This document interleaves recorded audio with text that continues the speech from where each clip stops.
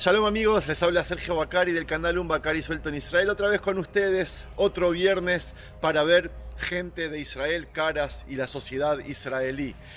Como sabemos que es viernes, los diarios que son grandes, y les leo como siempre el título que dice Igi Azman Leatjalá Hadashá.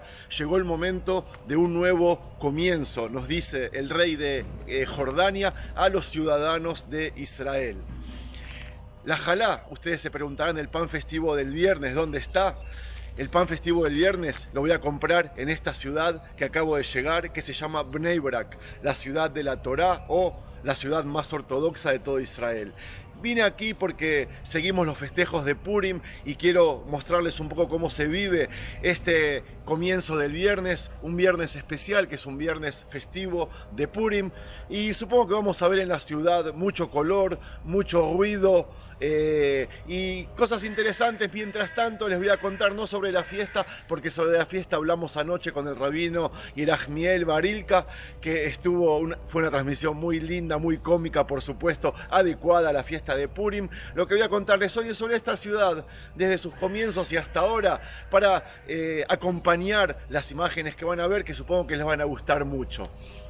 Vamos. Bueno amigos, como ven ya al comienzo del paseo me encuentro con este muñeco colgado de una soga. Supongo que vamos a ver muchos como estos.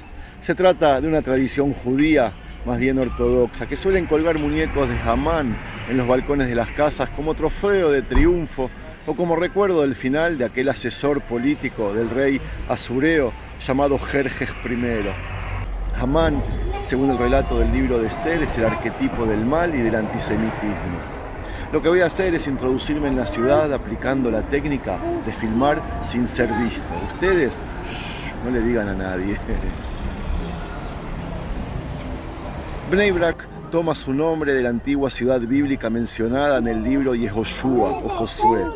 En realidad fue fundada para albergar a la comunidad jaredí o ortodoxa que había en el asentamiento judío mucho antes de la declaración del Estado de Israel en el año 1948.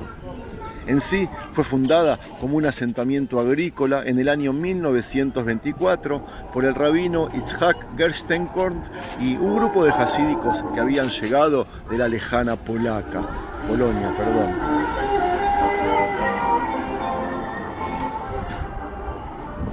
Lo que pasó es que debido a la falta de tierras, las malas condiciones de las mismas tierras que habían aquí y la falta de experiencia de los pioneros religiosos, que a diferencia de los pioneros sionistas laicos, que ellos ya habían venido preparados para el trabajo agrícola, la cuestión es de que muchos de ellos recurrieron a otras ocupaciones y por ende, o como consecuencia de eso, la zona comenzó a desarrollar un carácter urbano. En el año 1950, apenas 2 años después de haber nacido el Estado de Israel, su acelerado crecimiento hizo que sea declarada ciudad y llevó el mismo nombre, Bnei Brak, aquel asentamiento bíblico en la zona de Yehudá o Judea.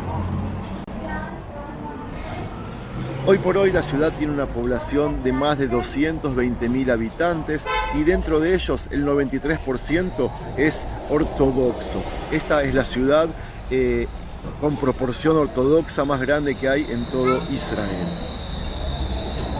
Esta ciudad también tiene la mayor densidad de población de todas las ciudades que hay en Israel, con un número de, presten atención, 33.540 habitantes por kilómetro cuadrado. Para ponerlos en contexto, en la Ciudad de México, no en el país, solo en la ciudad, la densidad de la población es menor a 6.000 habitantes por kilómetro cuadrado. Y en la ciudad autónoma de Buenos Aires es de 14.000 habitantes por kilómetro cuadrado, es decir, menos de la mitad de la densidad que hay aquí. Pasó los años, estas familias siguieron con mucho fervor el precepto de reproducirse. Como verán, esta ciudad está llena de niños, de cochecitos para cargar a esos niños y la población es muy joven. Más allá de cumplir con furor ese precepto de producirse, si le sumamos la venida de grandes eruditos, más los jóvenes que les era muy difícil comprar propiedades en Jerusalén, me refiero a los jóvenes ortodoxos, esta ciudad tomó un sentido puramente como lo que ven, ortodoxo. Actualmente, alguno de los máximos referentes contemporáneos del mundo de la Torá reside aquí. Me refiero a los rabinos Aharon Yoshua Leib Steinman o el Rab Nissim Karelitz y por supuesto el más famoso de todos, el Rab Chaim Kanievski. Bnei Brak es también un importante centro jasídico. Ya en la década de los 50, el Rebbe de Visnitz fundó un gran vecindario aquí en esta ciudad en Bnei Brak, que sigue sirviendo como centro de la dinastía Visnitz bajo la tutela de su hijo, el Rav Moshe Yehoshua Hager. Un dato curioso, amigos, es que desde la casa de aquel Admor es la autoridad, la alta autoridad espiritual de la dinastía jasídica, entre la casa de esa persona y el centro de estudios donde él estudiaba y que él mismo levantó con sus propias manos, se construyó un puente aéreo para que el rabino pueda seguir concurriendo a las clases a pesar de su avanzada edad y a pesar de su estado de salud después de que había cumplido más de 90 años. Algo muy característico en esta ciudad, más allá de la gente que, como ustedes están viendo, se viste en su totalidad de manera humilde, modesta, respetando el recato que los sabios judíos nos ordenan a los judíos. Los hombres se visten por lo general de negro y blanco, las mujeres, todas las mujeres sin pantalones, solo con faldas y cubriéndose las mangas, los hombros y las piernas, por supuesto. Y si ustedes vendrían aquí en días normales, los niños, todos los hermanitos se suele vestir de la misma manera, porque se van pasando la ropa de unos a otros. Y las familias, por lo general, cuando salen con todos los hijos, se ven que están todos vestidos iguales. Hoy por hoy vemos algunos que están disfrazados, pero bueno, es por la fiesta de Purim.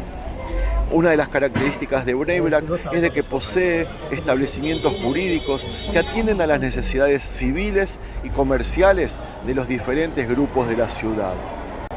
Son establecimientos que se orientan de acuerdo a la halajá, es decir, la ley judía derivada de la Torá. Los más importantes son los Batei Dinim o los tribunales del Rab Yehudá Leib Landau y del Rab Nissim Karelitz, reconocidos en todo el mundo judío, y no solo de esta ciudad, no solo de Israel, sino de todo el mundo.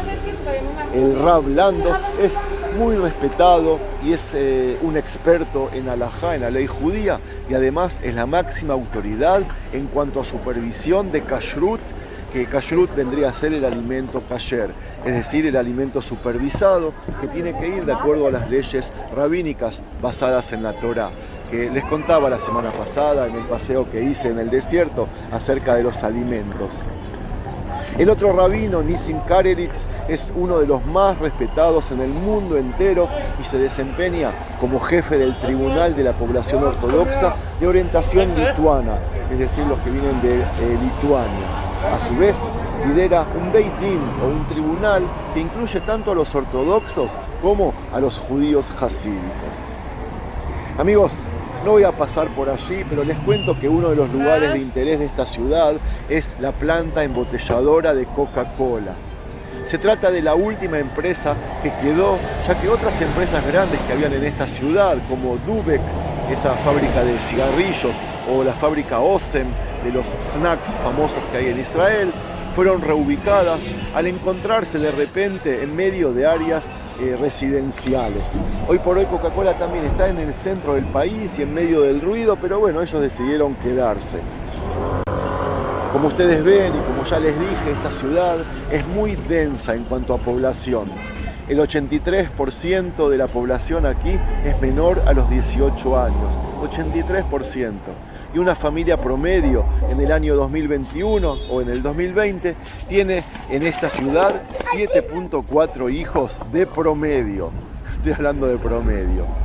Y bueno, al vivir tan apretados aquí, el corona este año se hizo las fiestas más grandes que incluso hasta el día de hoy no hay manera de controlarlo. Imagínense que viven en casas chiquitas, todos juntos, e incluso salir a la calle, los rezos que se realizan, todo acá es en multitudes, es en comunidad, si bien no es con contacto físico, pero sí lo es sin mantener la distancia de 2 metros entre personas. Además, como pueden ver, la gente aquí no es de cuidarse mucho en cuanto a cubrebocas y todo eso. Ellos confían más en Dios que en cualquier otra vacuna o consejo del Ministerio de Salud. Y si hablamos de la relación de Dios con esta, la ciudad más religiosa de todo Israel, yo quiero contarles una anécdota que sucedió durante la Primera Guerra del Golfo en el año 1990, aquel invierno en enero, que fuimos atacados con misiles desde 1500 kilómetros de distancia desde Irak. La cuestión es de que el gobierno de Israel nos había dicho de que preparemos las casas para un ataque químico desde Irak con sus misiles. Nos dieron máscaras en contra de gas y nos dijeron cómo debíamos preparar la casa. No voy a contarle ahora todos los detalles. Lo que sí quiero contarles es de que en aquel año, los rabinos ortodoxos ordenaron a la población que vivía aquí en Bnei Brak a no usar las máscaras porque corrían peligro. Ellos, para usar las máscaras, tenían que afeitarse la barba y ellos no estaban dispuestos a afeitarse de ninguna manera. Ellos dijeron que iban a ser protegidos por Dios. A pesar de que todo el país, incluso como ahora en épocas de corona, está con furia contra ellos porque no obedecen lo que dicen las autoridades políticas y solamente le obedecen a las autoridades espirituales que tienen cada uno hace lo que su rabino le dice y lo que se le antoja, digamos, y no le dan bolilla a lo que decreta el Estado. La cuestión que en esa época decidieron no usar las máscaras. Voy a hacer corta.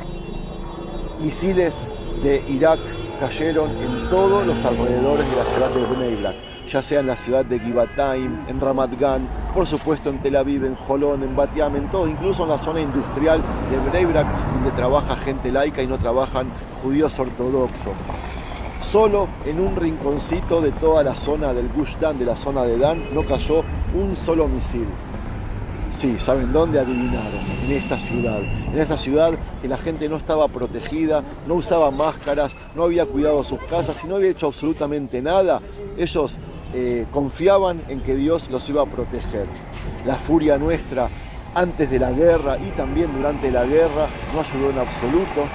Y cuando terminó la guerra, la cantidad de muertos que hubo no fue por los misiles, sino gente que usó de una manera mala las máscaras contra gas, que se olvidaron de abrirlas o se olvidaron de cerrarlas, y fue gente que murió asfixiada por no saber cómo usarla.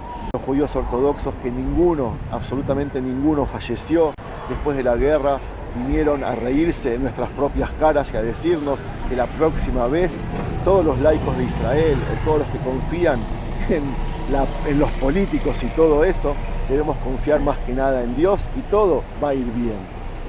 Espero que esta vez, no sé si desearles que tengan razón o no con el tema del coronavirus. Hoy por hoy hay dos posturas, como les vengo diciendo siempre: los que optan por la vacuna y los que confían en la medicina, y los que menos confían en las vacunas y más confían en el Dios que los protege. Por hoy la cantidad de enfermos que hay aquí de coronavirus es altísima, también la cantidad de muertos, pero la gente sigue siguiendo las obedeciendo a lo que decretan los rabinos y los líderes espirituales. Pero bueno, eso vamos a evaluarlo una vez que termine el coronavirus en el mundo y vamos a ver quién tenía razón. Si esta vez los laicos y los seculares tienen más razón, o como hace 30 años atrás, en el 1990, durante la Primera Guerra del Golfo, de que toda esta gente se nos rió en la cara y nosotros tuvimos que agacharnos y hasta ponernos colorados de vergüenza. Datos curiosos de la ciudad. En Bnei Brak se creó el primer centro comercial exclusivo para mujeres de todo Israel. Aquí hay líneas de autobuses separadas para mujeres y hombres. En las demás hay autobús o colectivos kasher, en los cuales los hombres viajan sentados en la parte de adelante y las mujeres suben por la puerta de atrás y también se quedan sentadas o paradas en la puerta de atrás. Y así hay diferencia, o sea, hay separación y no hay contacto físico entre ellos. Esta ciudad, a partir de las 4 de la tarde hoy, va a cerrar sus puertas como en épocas bíblicas. Nadie entrará y nadie saldrá de la misma. No solo eso, aquí no hay tránsito en absoluto y por supuesto ningún comercio estará abierto hasta mañana a la noche, 2 horas después de que salga el Shabbat. Y si hablamos de cerrar, yo voy a ir a comprar mi deseada jalá antes de que se me haga tarde y así voy a cerrar este video entero. Shabbat Shel Shalom.